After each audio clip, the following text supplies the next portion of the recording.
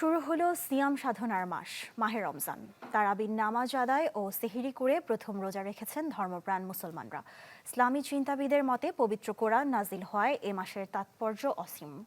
জিনিসপত্রের দাম বাড়িয়ে মানুষকে কষ্ট না দেওয়ার আহ্বান তাদের। রমাদান শাহরু রমাদান। মহিমান্বিত রমজান শুদ্ধতার সংযমের বারতা ছড়িয়ে দিতে আবারও এলো মুসলিম জাহানের মাঝে।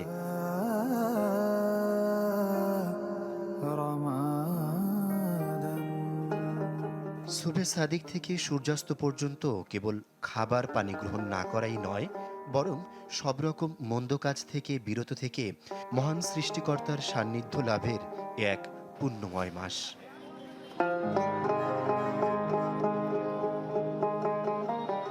বছর ঘুরে পবিত্র মাসের আগমন অন্যরকম প্রশান্তির আবহ ছুঁয়ে যাচ্ছে ধর্মপ্রাণ মুসলমানদের মাঝে। শহরের বাঁকে বাঁকে তাই মা, পিম্পল 5 দিনেই চলে যাবে। যাবে না মা। যাক, নিমের 5 অংশের পাওয়ারে 5 দিনেই দূর হবে পিম্পল।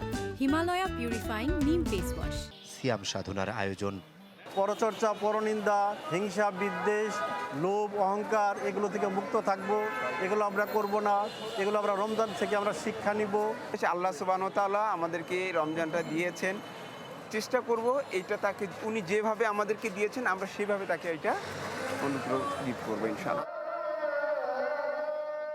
রোজা, তারাবি আর নফল ইবাদতের মধ্য দিয়ে সবার চেষ্টা থাকে গোনা মাফের। ইসলামিক চিন্তাবিদদের মতে পবিত্র কুরআন নাজিল হওয়ায় এ মাসের তাৎপর্য অসীম।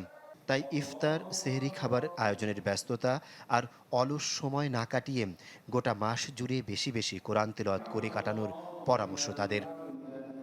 আল্লাহ সুবহানাহু ওয়া তাআলা আমাদেরকে জানিয়ে দিয়েছেন যে তোমাদেরকে রোজা দিয়েছি, তোমরা যাতে তাকওয়া অবলম্বন করতে পারো, মুত্তাকি অর্জন করতে পারো, আত্মশুদ্ধি অর্জন করতে পারো। সুতরাং আমরা বলতে পারি যে মাহে রমাদানের এই প্যাকেজ হচ্ছে বান্দার সাথে আল্লাহর একটা কানেক্ট হওয়ার, সম্পর্ক নবায়ন করার, উন্নয়ন করার একটা মাধ্যম হচ্ছে এই রমাদান। রমজান সহমর্মিতার মাস হলেও এদেশে প্রতিযোগিতা চলে নিত্যপণ্যের দাম বাড়ানোর। তাই ইসলামিক স্কলারদের মতে কোনো ব্যক্তি অন্যের কষ্টের কারণ হলে সিয়ামের সওয়াব থেকে বঞ্চিত হবেন তিনি। আহমেদ সোহাগ, চ্যানেল 24, ঢাকা।